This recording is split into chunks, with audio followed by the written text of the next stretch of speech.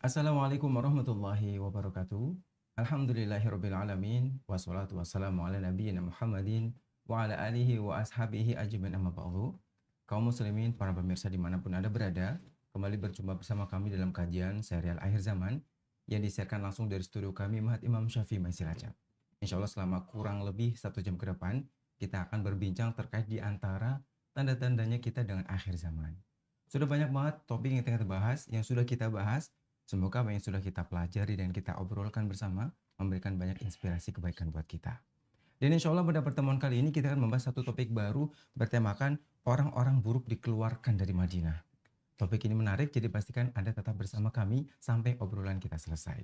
Bersama saya Supriyadi Al-Khazi dan juga pemateri kita, Ustadz Haryanto BSA Hema. Kita sapa dulu Ustadznya. Assalamualaikum Ustadz. Waalaikumsalam warahmatullahi wabarakatuh. Bagaimana kabarnya pagi hari ini Ustadz? Alhamdulillah, ya khair. Karena kabar Ramadan sama teman-teman di studio. Alhamdulillah sehat, tanggal 1 Ya. buka ceria. Full senyum untuk tanggal 1 untuk orang-orang yang sudah gajian ya. Yang jelas semua kondisi dan bagaimana keadaan kita semoga tetap memotivasi kita untuk serius belajar agama seperti itu. Dan topik kita sekarang tentang orang-orang buruk dikeluarkan dari Madinah. Ini kalau kita flashback sedikit di pertemuan sebelumnya, kita membahas bahwa ada satu fase di mana keadaan menjadi aman bahkan di segala penjuru negeri gitu. Dan sekarang kalau kita lebih spesifik ke kota Madinah dan bahkan orang-orang buruk dikeluarkan dari sana, mungkin ada baiknya Ustadz, di awal ini kita jelaskan dulu ke pemirsa di rumah, Madinah itu gambarannya itu seperti apa sih? Apalagi untuk orang-orang yang memang belum ditakdirkan berkunjung dan melihat seperti apa di sana. Mungkin diawali dari itu dulu Ustadz. Baik. Bismillahirrahmanirrahim. Alhamdulillah, salatu wassalamu ala rasulillah wa ala alihi wasahbihi wa ala wala hawla wala quwwata illa billah, amma ba'd. Sebelum kita menyebutkan secara spesifik terkait masalah salah satu di antara ciri tanda hari kiamat, kita mungkin perlu menjelaskan sedikit gambaran tentang kota Madinah. Meskipun kota ini termasuk kota yang bukan asing ya, memang harusnya tidak boleh asing. Sebagai seorang muslim ya harus tahu kota ini. Perkara itu pernah berkunjung atau tidak mungkin urusan lain, karena ini kaitannya dengan persyaratan yang mungkin tidak semua orang bisa memenuhi, khususnya masalah duit gitu ya, uang. Dan meskipun kalau kita melihat sekarang di zaman di mana sudah media sosial sudah sudah berkembang, ya orang sudah bisa melihat di YouTube gitu kan, bahkan ada gambaran tentang kota Madinah zaman dahulu dengan bentuk 3D gitu ya. 3D dia bisa melihat dari berbagai sudut. Antara tersebut ya mungkin ada sedikit gambaran bagaimana kondisi geografis khususnya di wilayah tersebut. Dan kota Madinah adalah sebuah kota yang bersejarah dalam agama Islam karena termasuk kota yang dihormati setelah kota Mekah. Karena di situ tempat di mana Rasulullah SAW berhijrah dan para sahabat mulai membangun daulah Islamiyah. Dan kota ini terletak di sebelah utara kota Mekah, gitu ya. Ibaratnya dari kota Mekah, kemudian sebelah utaranya itu adalah kota Madinah. Namun jaraknya lumayan jauh, sekitar 434 km. Ya.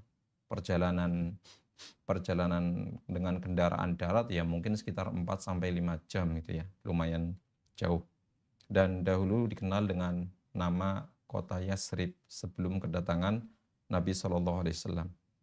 Dan sedikit berbeda dengan kondisi yang ada di kota Mekah. Kalau di kota Madinah ini memang masyarakatnya mayoritas itu mata pencahariannya itu adalah berkebun. Sedangkan kalau di kota Mekah itu ya mayoritas profesinya sebagai seorang pedagang. Dan di antara komoditas kebun yang terkenal itu ya kurma. Dan kota Madinah ini memang berbeda dengan zaman sekarang. Ibaratnya kota Madinah itu kan termasuk daerah ataupun sebagai tanah haram. Yang dulu Nabi SAW pernah mengatakan, Al-Madinatu haramun, ma baina airin ila saurin. Kota Madinah adalah kota haram, maksudnya kota yang dimuliakan, yang dijaga, dihormati. Antara wilayah Jabal Air dan Jabal Saur, deretan pegunungan air kepada Saur. Jadi ini batas wilayah tanah haram. Kalau sekarang sudah ada tanda-tanda ya, tanda-tanda yang menunjukkan ini batas tanah haram, ini bukan. Tapi kalau kota Madinah bisa jadi kalau sekarang karena padat penduduk ya lebih lebih apa namanya lebih melebar lagi, tapi batas tanah haram itu tetap terjaga dan jaraknya ya memang tidak luas antara utara selatan ya sekitar 15 kilometer. Jadi ini kota yang tidak asing yang mungkin yang sering disebut dalam sejarah dan kaum muslimin insya Allah sudah pada tahu, hanya saja mungkin belum tahu secara spesifik dan kita juga tidak bisa menjelaskan apa namanya seluruhnya yang terkait kota Madinah karena keterbatasan waktu, tapi ada sedikit mungkin yang bisa kita ketahui dari yang perlu kita jelaskan terkait masalah Madinah dan yang nanti akan terkait dengan masalah tanda-tanda hari kiamat. Oke, ini kalau kita satu hal yang paling keras sampai kalau kita garis bawahi bicara Madinah berarti identik dengan perkebunan kurma ya. Kalau tadi kan sebutkan dua hal atau karakter yang sangat berbeda antara Madinah dengan Mekah. Madinah pertanian, Mekah perdagangan gitu kan. Dan Madinah kalau kita sebut tentang pertanian ataupun perkebunan lebih mengarah ke kurma. Nah, kalau kita kan membayangkan perkebunan kurma di Madinah kayak jauh banget membayangkannya. Yang paling bisa kita kerasakan setiap bulan Ramadan kita selalu makan kurma gitu. Dan apakah itu perkebunan dari sanakah? Atau bisa kita jelaskan lebih detail lagi apa yang membedakan antara kurma Madinah dengan kurma yang tempat lain? Karena bagaimanapun juga saya yakin kurma nggak hanya di Madinah doang kan, di kota-kota sekitar Madinah kan juga ada. Tapi kalau spesifikasinya tadi Madinah lebih ke kurma, apa istimewanya kurma Madinah dan apakah Indonesia itu sudah biasa mengkonsumsi kurma sana atau yang selama ini kita makan bukan dari Madinah juga? Jadi terkait masalah kurma, memang kurma itu kan apa namanya kalau orang kita ya taunya kurma dari Arab, nggak tahu Arabnya mana. Sebelah mana Arab nggak itu kan tahu. banyak dari Yaman kemudian sampai Palestina, itu juga termasuk Jazirah Arab ya. Jadi dan memang kurma Madinah ini memang agak sedikit berbeda, dan kalau orang-orang yang mungkin kaum muslimin yang sudah pernah umroh biasanya pasti salah satu destinasi wisata yang akan dikunjungi di kota Madinah itu salah satunya kebun kurma. Hanya saja mungkin bagi yang belum pernah ke sana jangan terlalu berharap lebih, karena yang dimaksud kebun kurma ini kalau kita misalnya ya, kalau kita ambil contoh, kalau tempat wisata di Indonesia daerah-daerah pegunungan ada kebun stroberi. Biasanya kan kita metik sendiri, ya, nyobain gitu ya.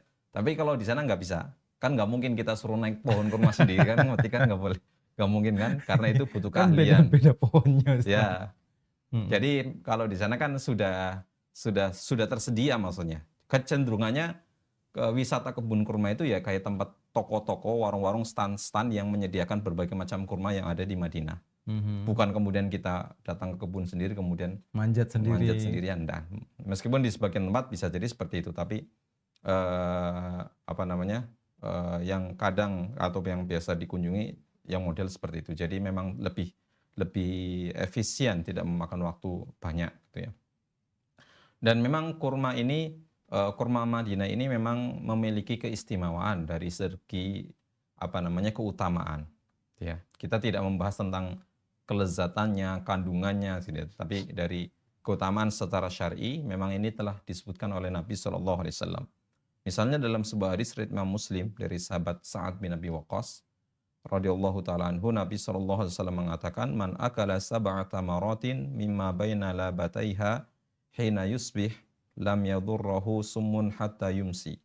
Barang siapa yang memakan 7 butir kurma yang berasal dari Madinah ketika pagi hari, maka dia akan terjaga dari racun-racun. Racun-racun itu tidak akan membahayakannya sampai sore hari. Bahkan ada salah satu jenis kurma yang sering kita dengar yang namanya kurma ajwa. Dan Nabi SAW juga pernah mengatakan, man tasabbaha kulla yawmin sab'ata maratin ajwa lam yadurrahu fi dhalikal yawm sumun wala sihrun. Barang siapa yang pagi harinya dia mengkonsumsi 7 butir kurma ajwa, maka dia akan terlindungi dari bahaya racun ataupun sihir. Dan ini biasanya salah satu wasilah yang digunakan oleh orang-orang untuk menangkal sihir ya, melindungi diri sebagai ruqyah syariah, penjagaan diri agar tidak terkena sihir. Jadi ini memang keistimewaan yang tidak dimiliki oleh kurma-kurma yang lainnya. Dari segi memang ini sesuatu yang sudah ditetapkan syariat. Bukan dari segi ukuran, kelezatan, dan tekstur, dan sebagainya. Seperti itu. Dan memang kalau kita amati dan kita cermati, hal ini termasuk di antara hal yang masih belum banyak disadari oleh kita masyarakat muslim ya. Kebanyakan orang makan kurma ya makan aja gitu. Atau mungkin karena sebab kita jarang mendapati kurma ajwa atau kurma yang disebutkan secara dalil seperti itu. Tapi sangat menarik ketika kita bisa makan dan kemudian dalam iman kita meyakini ini nih Nabi pernah bilang begini dan kemudian kita memakannya, Masya Allah ini luar biasa sekali seperti itu. Memang ini kan hal ini menjadi salah satu motivasi bagi seseorang untuk bisa atau mau ya mengkonsumsi kurma, karena sebagian kaum muslimin mereka kurang familiar, kurang terlalu suka dengan buah kurma. Bahkan di musim-musim yang biasanya orang pada makan kan ya, bulan Ramadan misalnya, orang berbuka puasa ya harusnya kalau sesuai sunnah ya menggunakan kurma. Tapi kan rata-rata atau banyak, kita katakan banyak di antara kaum muslimin yang ketika berbuka puasa ya lebih mendahulukan gorengan, kemudian minuman manis teh hangat manis ataupun es gitu kan. Iya, Kurma paling buat syarat aja, kadang satu, kadang tidak memakan sama sekali. Seperti itu. Jadi ini mungkin di antara hadis-hadis yang memotivasi kita agar menyukai salah satu buah yang memang menjadi konsumsi yang pernah dimakan oleh Rasulullah SAW. Dan itu memang fakta Ustaz. Di sebagian, mungkin bahkan di rumah-rumah kita, sensasi memakan bakwan crispy dengan teh hangat ketika berbuka itu di sebagian orang belum bisa terkalahkan dibandingkan dengan kurma. Padahal kurma dengan manisnya itu sebenarnya buat perut itu sopan sekali ketika di awal kita makan di saat kita berbuka seperti itu. Nah, dari pembahasan kurma ini, apakah ini menjadi karakter khas dan menjadikan kota Madinah memiliki kedudukan yang mulia dibandingkan kota-kota yang lain? Karena kalau kita bandingkan ya, ketika otak kita disodorkan dengan dua kota itu, antara Makkah dan Madinah, ketika bicara soal kemuliaan kayaknya Makkah itu lebih mulia dibandingkan Madinah. Kalau bicara soal kemuliaan gitu, apakah sensasi dan adanya kurma ini bisa menjadikan salah satu di antara menyebabkan Madinah memiliki kemuliaan, atau mungkin ada kemuliaan lain dibandingkan hanya sekedar kurma dibandingkan dengan kota yang lain, Ustaz? Baik. Jadi kota Madinah itu menjadi kota yang mulia itu bukan karena semata-mata kurmanya gitu ya. Bukan karena kurmanya. Tapi itu memang ada salah satu keutamaan di situ. Hanya saja kalau dari segi kedudukan ya kaum muslimin mereka akan, kalau seandainya secara urut ya mesti yang lebih utama pertama adalah kota Mekah. Kemudian setelah itu kota Madinah. Tapi dikatakan keduanya adalah dikatakan sebagai tanah suci, ya, tanah suci haram. Dan kota Madinah ini memang memiliki kedudukan yang mulia dan termasuk tanah suci haram yang wajib dimuliakan oleh kaum muslimin. Sehingga perlakuannya juga sama, di mana tidak boleh kemudian kita merusak tanaman ataupun memburu hewan yang ada di situ, apalagi melakukan tindakan-tindakan kejahatan, karena itu adalah termasuk kota yang dimuliakan dan itu sudah ditetapkan dalam syariat.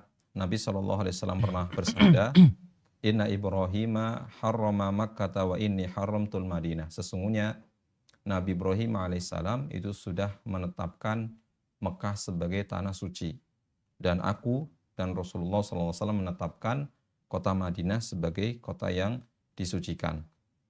Dan bahkan dalam hadis lain menyebutkan di antara bentuk keutamaan kota Madinah ketika Nabi SAW menyebut sebagai kota Thayyibah, sebagai kota Tobah, kota yang baik. Dan ini sebagaimana Nabi SAW pernah bersabda, hadhihi Tobah wa hadha Uhud jabalun yuhibbuna wa nuhibbuhu. Ini adalah Tobah, yaitu Thayyibah, sesuatu yang baik. Kota ini adalah kota yang baik. Dan di sini ada sebuah gunung namanya Gunung Uhud yang dia mencintai kami dan kami juga mencintai dia. Jadi di sini menunjukkan bahwasanya Madinah adalah kota yang termasuk kota yang istimewa di sisi Nabi Shallallahu Alaihi Wasallam.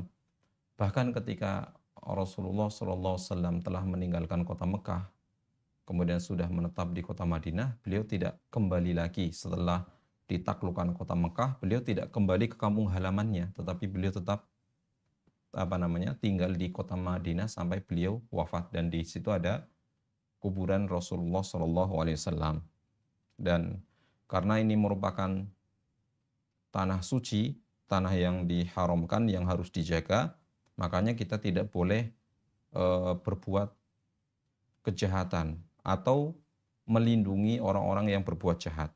Karena Rasulullah SAW mengatakan, "Faman ahdasa fiha hadasan aw awa muhdisan, fa'alaihi la'natullah wal malaikati wan nasi ajmain."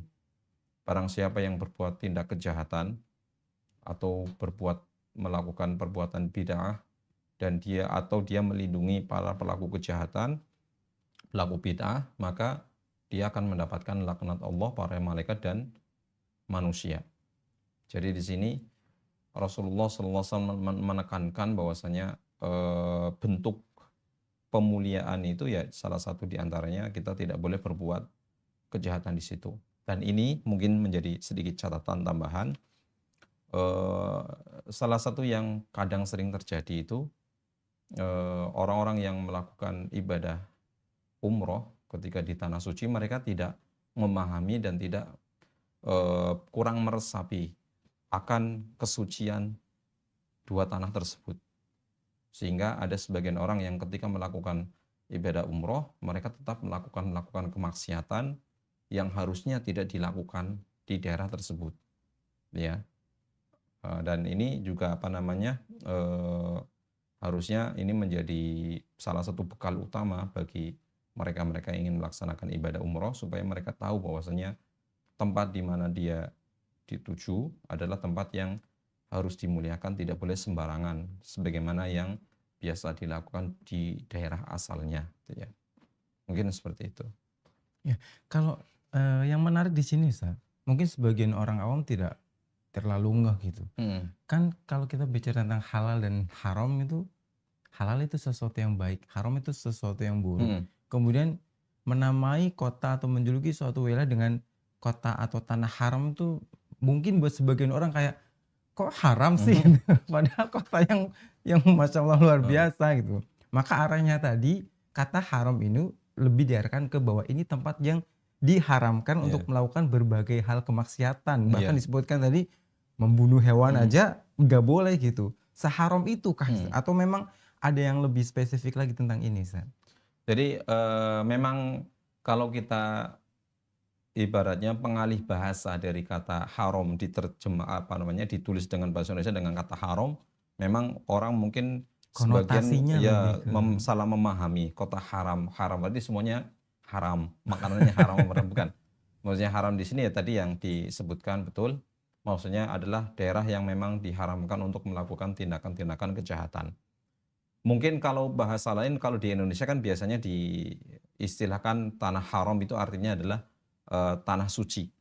Justru kebalikannya ya dalam bahasa Indonesia. Tanah suci, maksudnya tanah yang harus disucikan, dibersihkan dari tindakan-tindakan yang tidak baik, seperti itu. Dan kota Madinah ini memang karena ini merupakan tanah suci, ya di antara sebabnya karena memang ini termasuk kota yang memang memiliki banyak keutamaan. Dan kota Madinah ini dikatakan sebagai kota sumber keimanan. Karena awal Rasulullah Shallallahu Alaihi Wasallam mulai menyebarkan agama Islam dengan gencarnya ke seluruh wilayah, dan di situ merupakan cikal bakal Daulah Islamiyah, Khilafah Islamiyah, di mana dari situ juga awal mula adanya jihad fisabilillah. Maka disitulah kemudian dikatakan sebagai tempat sumber keimanan. Dan Nabi Shallallahu Alaihi Wasallam mengatakan, innamal iman la ya'ziru ilal madinah kama ta'zirul hayya ila juhriha. Sesungguhnya keimanan itu akan kembali ke kota Madinah sebagaimana ular yang akan kembali ke sarangnya. Jadi ini dikatakan sebagai sumber dan pusat keimanan. Dan kota Madinah ini adalah kota yang memang sudah ditakdirkan oleh Allah SWT sebagai kota yang akan ditempati sebagai tujuan hijrah Nabi Shallallahu Alaihi Wasallam. Dan Rasulullah Shallallahu Alaihi Wasallam sebelum hijrah sudah memberikan isyarat kepada para sahabat. Di antaranya adalah ketika Nabi Shallallahu Alaihi Wasallam mengatakan, umirtu biqaryatin ta'kul qura. Aku diperintahkan untuk hijrah, pindah ke sebuah daerah yang akan melahap daerah-daerah sekitarnya. Yaqulun laha Yasrib wahyal Madinah. Orang-orang mengatakan itu dinamakan daerah Yasrib dan itulah kota Madinah.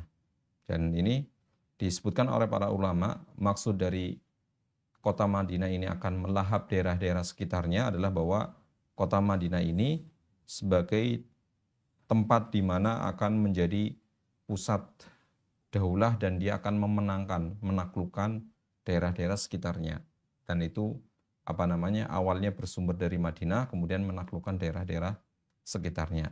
Dan masih banyak lagi keutamaan yang terdapat di kota Madinah. Dan ini menunjukkan bahwasanya kota Madinah ini termasuk tanah yang disucikan. Bahkan makanya kan kita tahu ya, salah satu gelar kalau di Arab Saudi itu kan sistemnya kerajaan. Dan gelar yang dimiliki oleh penguasa Raja Arab Saudi itu istilahnya gelar mereka adalah penjaga dua tanah suci. Penjaga dua tanah suci, Khodim Haramain, yaitu penjaga pelayan dua tanah suci, yaitu tanah suci Mekah dan Madinah. Ini menunjukkan secara jelas bahwa kota Madinah ini adalah kota yang memang dimuliakan oleh syariat Islam, yang wajib kita sebagai seorang muslim juga memuliakan kedua kota tersebut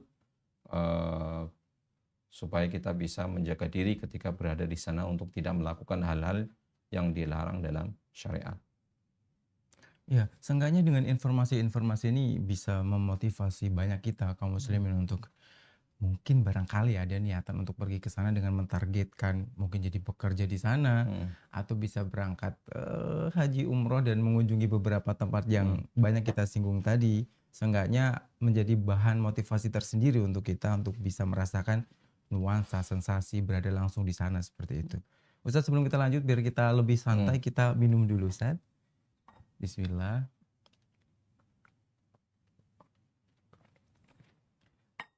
Dan kalau bicara soal tempatnya, oke lah, Madinah memiliki kedudukan dan kemuliaan yang sudah banyak kita sebutkan tadi.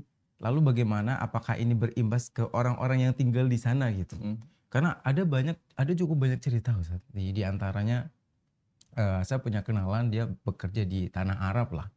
Ternyata ya nggak semua orang di sana seperti yang digambarkan, bagaimana seorang Abu Bakar, Umar, Utsman yang kepada kaum musyrikin dia kasar, kepada seorang muslim dia begitu lembut. Ya tetap aja ada kriminalitas. Kita nggak bisa membayangkan apakah di sana TV tidak pernah ada menyiarkan berita kriminalitas atau sejenisnya gitu. Artinya tindak kejahatan kan tetap ada gitu. Nah kemudian kalau kita kaitkan dengan penduduk di sini tadi, kan kotanya sudah memiliki kemuliaan. Apakah penduduknya juga mendapatkan keistimewaan dan kemuliaan tersendiri, Ustaz? Baik, jadi satu hal yang tidak bisa dipungkiri, yang namanya kejahatan itu ya bisa terjadi di mana-mana. Nggak padang kota ya.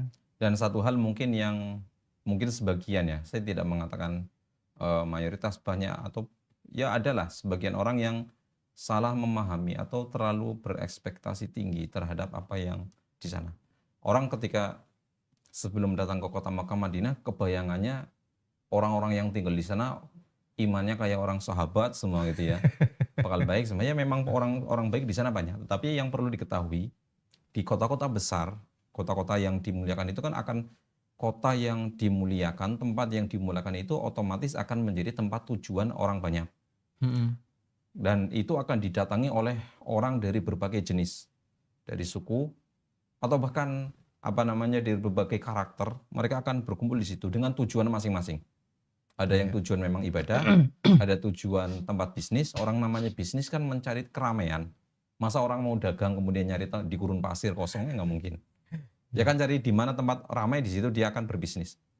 Karena di situ otomatis karena bercampur orang banyak dari berbagai etnis, dari berbagai karakter, otomatis kita tidak bisa memungkiri adanya tindakan-tindakan kejahatan yang terjadi di situ.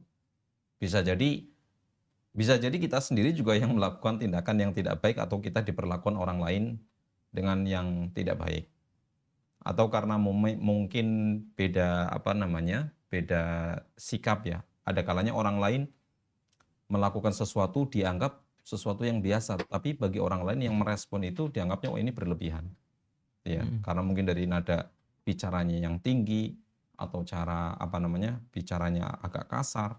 Tapi kan memang setiap orang itu beda-beda.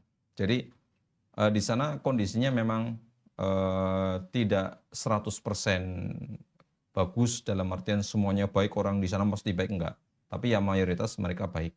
Karena salah satu keyakinan yang dimiliki oleh penduduk kota asli, ya, kita katakan penduduk asli kota Madinah, karena di sana ada pendatang, ada orang asli. Keyakinan yang dimiliki dan ditanamkan oleh para ulama di sana terhadap penduduk asli kota Madinah dan Mekah, bahwasanya setiap orang yang datang ke situ dengan tujuan umroh, mereka adalah tamu-tamu Allah yang harus dimuliakan, yang harus dihormati. Tapi yang namanya manusia itu kan tidak semuanya hatinya seperti malaikat. Ada yang mungkin ada kayak malaikat, ada yang agak sedikit kayak jin, yang mirip campur gitu ya, macam-macam.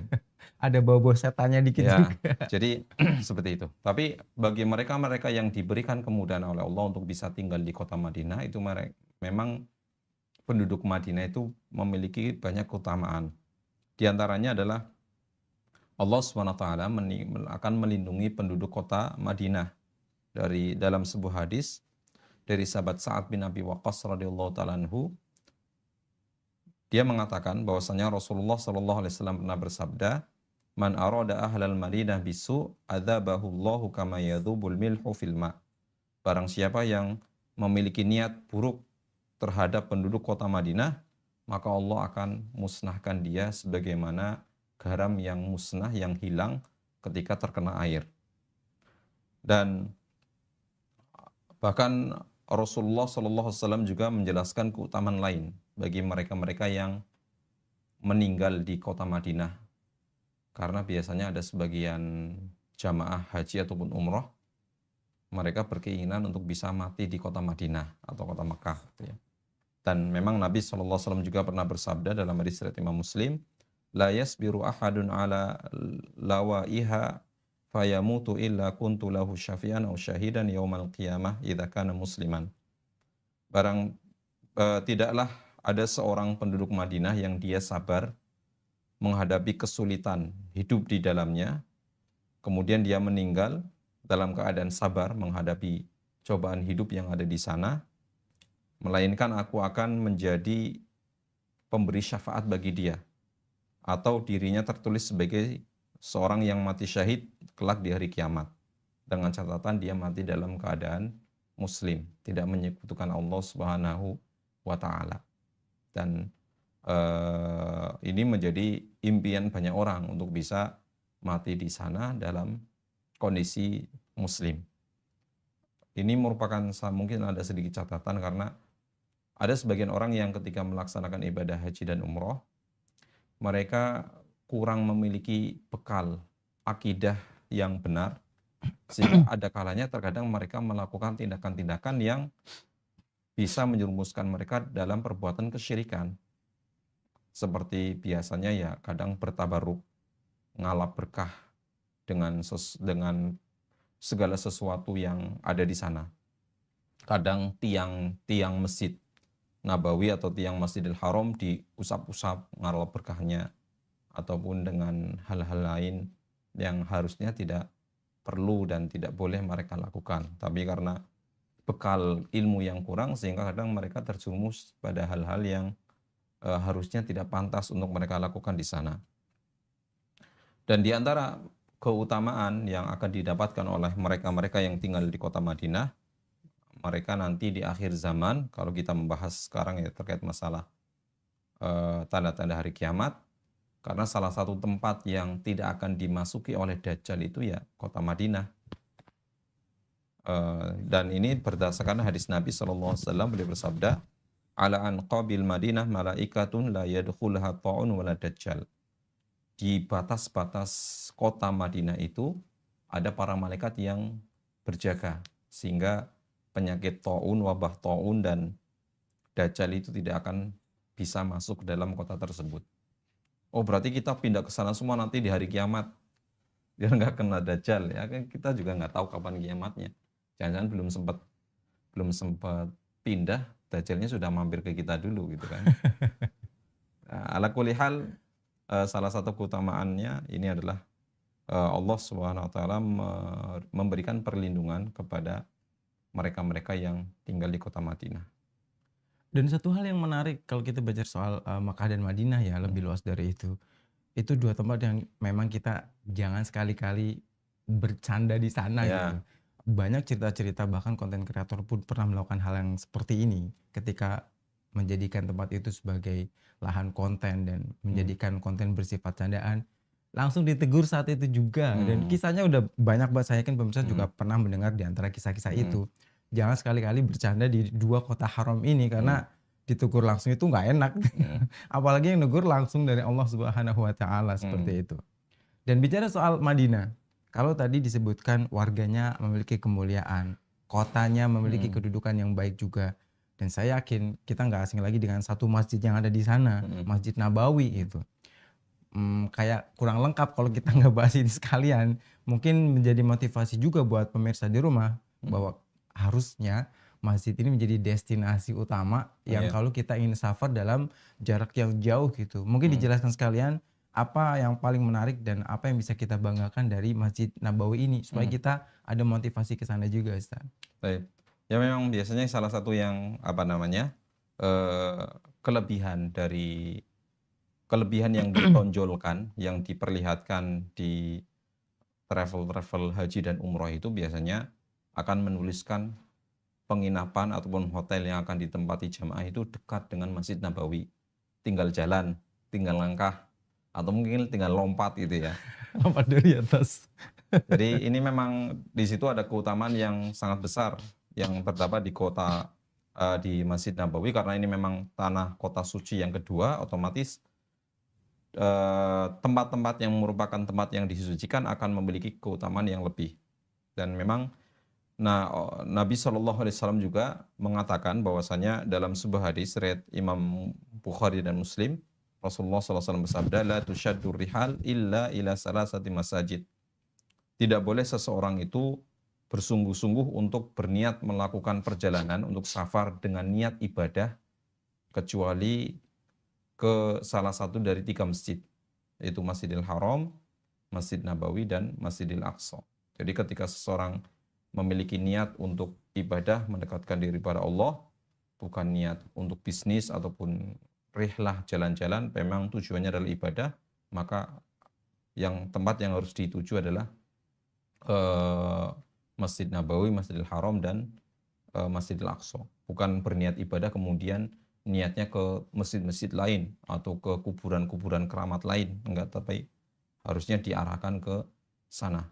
Karena Masjid Nabawi ini keutamaannya sangat banyak, sehingga harus dimanfaatkan oleh jamaah-jamaah kaum muslimin yang diberikan kemudahan oleh Allah untuk pergi ke sana, ya untuk lebih banyak memanfaatkan ibadah di sana, lebih banyak fokus untuk beribadah, tidak malah waktunya habis untuk jalan-jalan gitu ya. Karena sholat di Masjid Nabawi itu juga pahalanya berlipat ganda. Dan ini sebagaimana dikatakan oleh Nabi SAW, bersabda, "Salatun fi masjidi hadza khairun min alfi salatin fi ma siwahu illal Masjidil Haram." Sholat di masjidku, di Masjid Nabawi itu pahalanya 1000 kali lipat daripada sholat di masjid-masjid lainnya kecuali Masjidil Haram. Jadi orang yang sholat di Masjid Nabawi dengan orang yang sholat di masjid daerahnya, di kampung halamannya, itu 1000 kali lipat lebih baik sholat di Masjid Nabawi. Kita bayangkan betapa besar pahala yang bisa didapatkan oleh mereka-mereka yang bisa berziarah ke sana. Maka keutamaan besar ini, keutamaan ibadah ini harus dipahami oleh orang-orang yang diberikan kemudahan oleh Allah ke sana. Jangan kebayangnya ketika mau berangkat haji ataupun umroh, kebayangnya tempat wisata kuliner, kemudian makanan, selfie, enggak. Tapi harus lebih banyak fokus untuk ibadah di sana. Karena di situ, ibadah di situ, pahalanya dilipat gandakan oleh Allah Subhanahu wa Ta'ala. Dan yang lebih tinggi lagi itu ya di Masjidil Haram di Makkah, karena pahalanya bisa sampai 100.000. Dan di dalam Masjid Nabawi itu ada namanya Raudhah, ya. Raudhah. Dan Nabi SAW mengatakan, ma baina baiti wa minbari raudhatun min riyadil jannah. Raudhah itu adalah tempat antara rumahnya Rasulullah dengan mimbar beliau. Rumahnya Rasulullah yang dulu sebagai tempat tinggalnya Aisyah radhiyallahu taala anha, yang mana Rasulullah wafat di situ, dikuburkan di dalam. Jadi antara kuburannya Rasulullah dengan mimbar itu, tempat ini dikatakan sebagai raudhah, sebagai salah satu taman dari taman-taman surga, yang mana di tempat tersebut doa itu mustajab, dikabulkan. Kalau sekarang ya sebagaimana kita tahu, kalau orang mau masuk ke tempat raudhah ini, biasanya dia harus mendaftar lewat aplikasi. Biasanya dari tim Biro Haji dan Umrohnya itu yang akan mendaftarkan, karena tidak bisa sembarangan masuk. Dan kalau seandainya sudah daftar, kemudian ngantri, harus tepat waktu sesuai yang dijadwalkan. Kalau terlambat datang, harus mendaftar lagi, dan antriannya sangat panjang. Dan ketika masuk pun, waktunya nggak lama, paling berapa sih ya, 10 atau 15 menit, setelah itu harus keluar, disuruh pergi sama bagian keamanan, karena untuk kemudian yang lain. Jadi kesempatan-kesempatan yang besar ini, ketika Allah memberikan kemudahan, supaya dimanfaatkan sebaik-baiknya, karena tempat ini tempat yang mulia, yang mana di situ dilipat gandakan oleh Allah Subhanahu wa Ta'ala. Ya, ini menariknya kalau tadi antum sebutkan bagaimana kalau kita semua pindah ke Madinah gitu. Karena di sana ada semacam jaminan, kalau di sini ada BPJS kesehatan ya. Kalau di sana ada jaminan hari akhir yang lebih meyakinkan buat kita kaum muslimin gitu. Menarik sekali kalau kemudian pindah ke negara sana dan tinggal di kota Madinah, ada banyak kemuliaan yang kita dapatkan seperti itu. Tapi kalau bicara lebih spesifik lagi, apakah memang ada satu atau beberapa perkataan Nabi yang kita memang dianjurkan udah stay di sana aja, karena nanti di sana kita mendapatkan jaminan keamanan dan bahkan lebih dari itu, Ustaz? Jadi kalau secara langsung Rasulullah nyuruh orang seluruh kaum muslimin pindah ke kota Madinah sih enggak. Karena keutamaan ini juga bisa didapatkan tidak hanya bagi orang yang tinggal di sana, tapi orang yang berkunjung, hanya sekedar ziarah kan juga mereka aja. Ya berkunjung aja kan, mereka juga akan mendapatkan keutamaan itu. Dan memang tidak logis juga, masa seluruh kaum muslimin harus tinggal di kota Madinah, kan juga penuh kan, nggak mungkin kan, nggak mungkin. Tapi dengan adanya hadis-hadis yang menyebutkan tentang keutamaan dari kota Madinah itu sendiri, keutamaan tentang penduduknya, keutamaan tentang tempat-tempat tertentu yang tadi termasuk Masjid Nabawi, ini memberikan motivasi secara langsung untuk kita untuk bisa tinggal di sana bagi yang mampu, atau berziarah ke sana, berziarah lah ya, berkunjung ke sana untuk bisa menikmati beribadah di sana, untuk bisa mendapatkan pahala besar di sana. Dan di sana adalah tempat yang memang didoakan oleh Rasulullah SAW. Dan Rasulullah SAW ketika mengetahui ada sebagian orang yang ingin pindah dari kota Madinah, karena kota Madinah mungkin berbeda zaman dulu dengan zaman sekarang ya.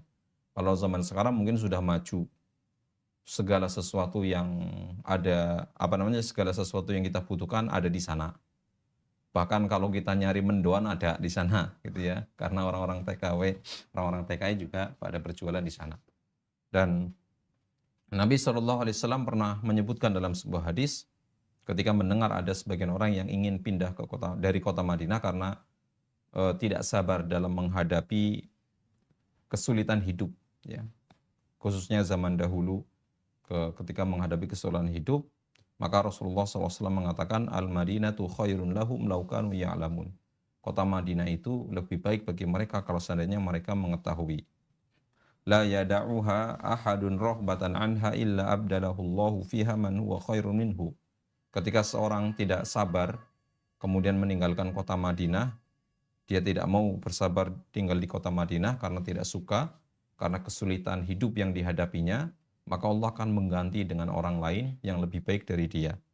Wala yasbutu ahadun ala lawaiha wa jahdiha illa kuntu lahu syahidan aw syafi'an yaumal qiyamah. Tidak ada seorang pun yang bersabar menghadapi kesusahan hidup yang ada di kota Madinah, niscaya aku akan menjadi saksi dan menjadi pemberi syafaat nanti dari kiamat. Jadi ini menunjukkan bahwasanya tinggal di kota Madinah itu, apalagi zaman dahulu itu bukan sesuatu yang mudah, karena banyak ujian dan cobaan di sana. Dan ketika orang yang khususnya kita ya, yang biasa hidup dan tinggal di iklim tropis, yang panasnya juga nggak panas banget, dinginnya juga nggak sampai kedinginan, nggak ada salju. Ketika tiba-tiba berangkat ke sana, biasanya ada sebagian orang yang ketika imunitasnya tidak kuat, biasanya di sana beriang sakit ya, kena sakit, demam ataupun gatal ataupun lain sebagainya, karena memang iklimnya yang tidak biasa, yang biasa kita rasakan seperti itu. Dan berarti di sini juga dalam hadis ini menjelaskan betapa tinggal di kota Madinah itu memang butuh yang namanya kesabaran. Tidak semuanya orang bisa sabar, hanya mereka-mereka yang dimudahkan oleh Allah Subhanahu wa taala. Dan Rasulullah SAW juga sudah mendoakan kota Madinah. Beliau pernah berdoa, Allahumma barik lana fi samarina wa barik lana fi madinatina. Ya Allah, berikanlah keberkahan pada buah-buahan kami dan berikanlah keberkahan kepada kota Madinah kami.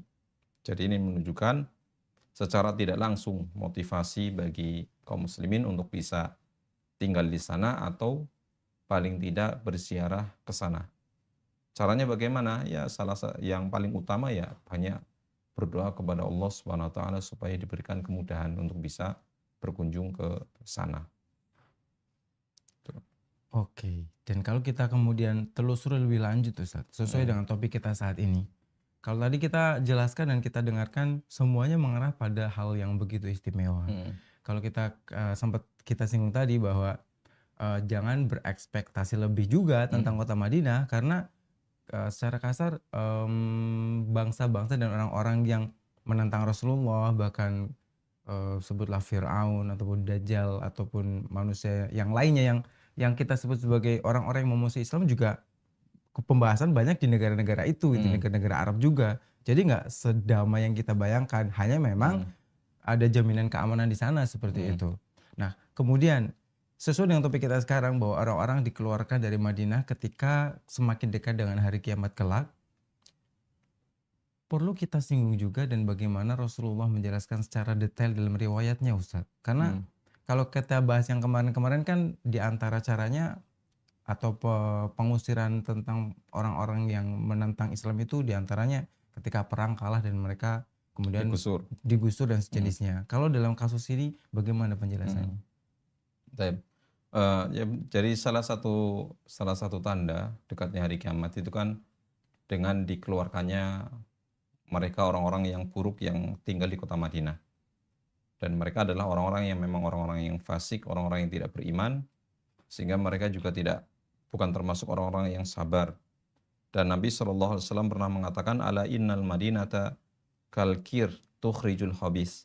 Sesungguhnya kota Madinah itu ibarat seperti tukang pandai besi yang dia membersihkan besi, membersihkan senjata ataupun benda-benda tajam dari karat-karat yang ada di besi tersebut. La taqumu sa'atan tanfil madinatu syiraraha kama yanfil kiru khabasal hadid.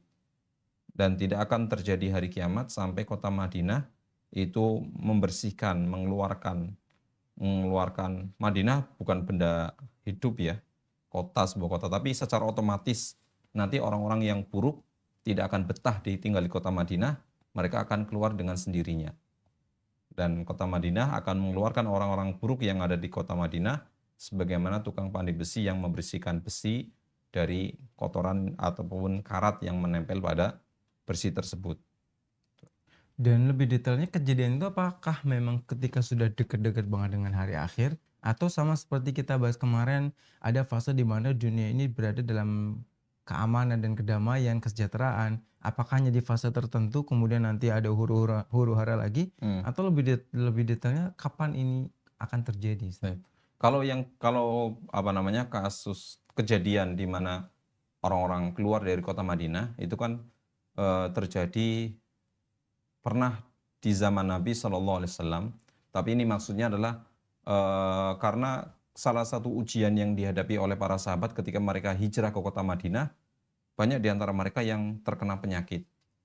Bahkan Mhm. ketika ada salah seorang Arab berbaiat kepada Rasulullah Shallallahu Alaihi Wasallam, Arab Badui datang berbaiat kepada Rasulullah, baru tinggal sebentar di kota Madinah, dia terkena penyakit demam dan dia sempat ingin membatalkan baiatnya. Tapi kemudian Rasulullah mengatakan jangan. Dan Rasulullah mengatakan al-Madinatu kalkir. Madinah itu seperti pandai besi yang akan menghilangkan karat dari besi. Dan ini secara otomatis mereka-mereka yang memiliki niat jahat, mereka-mereka yang ibaratnya tidak sabar tinggal di kota Madinah akan keluar. Tapi secara spesifik lagi kalau kita kaitkan dengan pembahasan yang sedang kita bahas, nanti akan terjadi di masa Dajjal. Sebagaimana disebutkan dalam sebuah hadis Nabi Shallallahu Alaihi Wasallam ketika menyebutkan tentang Dajjal, kemudian beliau bersabda, "Tsumma tarjuful Madinah bi ahliha salasa rajafat." Kemudian Madinah ini akan bergoncang sebanyak 3 kali sehingga orang-orang yang buruk yang mereka akan mengikuti Dajjal secara otomatis mereka akan keluar dari kota Madinah. Fayukhrijullahu kulla kafirin wa munafik, dan orang-orang kafir dan orang-orang munafik akan keluar dengan sendirinya setelah 3 goncangan tersebut. Orang-orang kafir dan munafik akan keluar dari kota Madinah dan mereka adalah orang-orang yang mengikuti Dajjal. Jadi secara spesifik kita katakan ya ini terjadi nanti ketika sudah muncul yang namanya Dajjal. Dan apakah ini kemudian bertahan cukup lama, Ustaz? Karena kalau bicara soal ya bisa dibilang hari kiamat itu secara teori masih udah dekat gitu. Tapi kalau kita bicara umur kita bahkan di era sekarang, semoga sih enggak ya. Enggak mungkin tiba-tiba atau bukan enggak mungkin juga kan. Kita takut juga pas umur kita 50 tahun ternyata hari kiamat juga kan kita nggak tahu. Nah, apakah orang-orang yang tersisa di kota Madinah ini benar-benar hanya tersisa orang baik saja? Dan kemudian apakah kedudukan ini, posisi ini akan tetap konsisten dan bertahan sampai kiamat benar-benar datang, Ustaz? Jadi pembersihan kota Madinah ini kan berarti ada 2 tahap. Tahap pertama adalah ketika kota Madinah mengeluarkan orang-orang yang buruk, orang-orang kafir, orang-orang fasik. Ketika kemudian tersisa apa namanya orang-orang yang baik tinggal di sana, ya apa namanya nanti ada masa di mana orang-orang yang baik ini juga akan keluar. Ada sebagian ulama yang mengatakan keluarnya orang-orang yang baik ini dari kota Madinah adalah ketika muncul api. Muncul api yang akan menggiring manusia ke padang mahsyar. Dan Rasulullah Shallallahu Alaihi Wasallam menyebutkan bahwasanya nanti kelak kaum muslimin, mereka yang baik-baik yang awalnya tinggal di kota Madinah, mereka akan keluar dengan sendirinya meninggalkan kota Madinah. Nabi Shallallahu Alaihi Wasallam pernah bersabda, "Tatrukunal Madinah ala khairin makanat." Kalian akan meninggalkan kota Madinah dalam keadaan yang paling baik. La yakshaha illal awafi. Wa akhiru man yuhsyar ra'yani min Muzainah. Dan tidak ada yang mendatanginya kecuali al-awafi. Ketika orang-orang yang baik ini keluar meninggalkan kota Madinah dalam kondisi baik, maka nanti yang akan tinggal di kota Madinah ini hanya binatang buas dan burung-burung, hewan-hewan. Manusianya sudah tidak ada.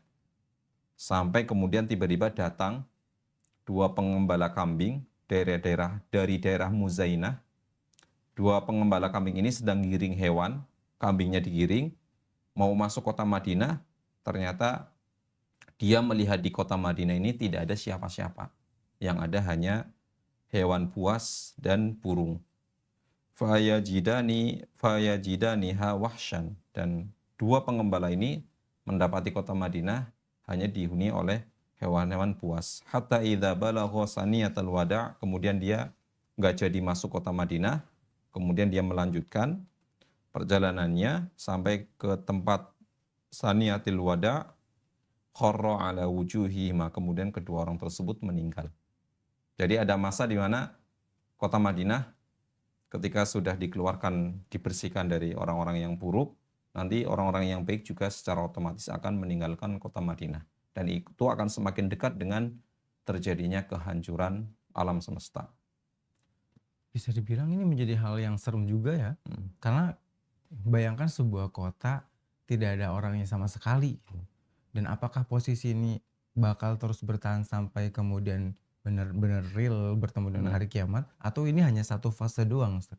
Ya nanti ketika orang-orang yang baik ini keluar, kemudian hewan buas dan burung-burung yang tinggal di kota tersebut ya itu tidak bertahan lama. Dikatakan dalam sebuah riwayat, Al-Hafidz Ibnu Hajar rahimahullah, beliau menyebutkan bahwasanya Rasulullah SAW ketika masuk ke dalam Masjid Nabawi lalu menatap ke kota Madinah, beliau mengatakan, demi Allah sesungguhnya penghuninya akan meninggalkan Madinah dalam keadaan terabaikan selama 40 tahun untuk al-awafi.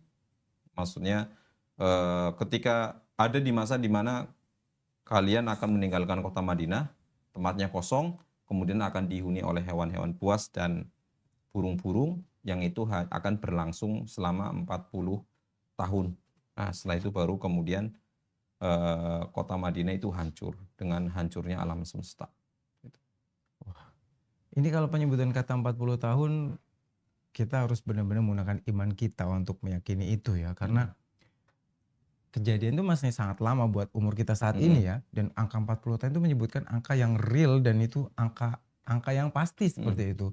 Makanya kalau kita bisa, semoga sih enggak ya. Kalau kita bisa mengalami itu dan bisa menghitung sendiri dan merasakan sendiri 40 tahun kota Madinah kosong hingga akhirnya bertemu dengan hari kiamat kelak, maka ini menjadi sebuah pertanda dan warning buat kita semua agar lebih mawas diri dan mempersiapkan diri dengan iman serta amal yang sebanyak-banyak seperti itu. Baik Ustaz, sepertinya ini topik terakhir kita ya.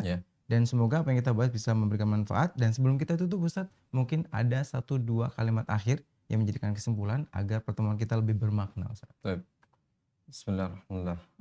Jadi kaum muslimin rahimakumullah dimanapun Anda berada, jadi di antara hal penting yang perlu kita sampaikan dan perlu kita tekankan bahwasanya salah satu hal yang perlu kita imani bahwasanya Madinah adalah salah satu kota yang dimuliakan oleh Allah Subhanahu wa taala. Oleh karena itu hendaknya salah satu doa yang kita selipkan dalam doa-doa kita adalah kita memohon pada Allah Subhanahu wa taala agar dimudahkan bisa berkunjung ke tanah suci tersebut, karena di situ banyak sekali kemuliaan yang tadi kita sebutkan. Di antaranya adalah kemuliaan beribadah di dua tanah suci tersebut.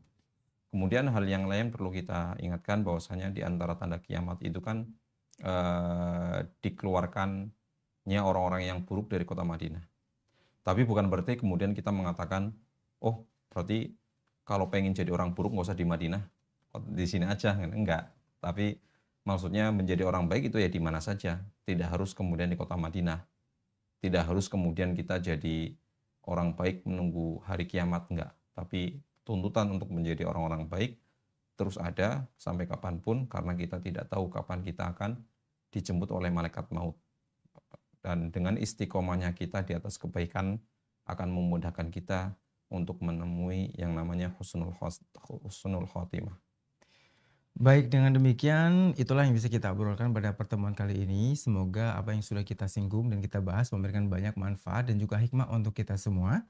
Pada akhirnya dari studio kami Imam Syafi'i Maiz Cilacap kami pamit undur diri. Sampai jumpa di serial akhir zaman selanjutnya. Wassalamualaikum warahmatullahi wabarakatuh.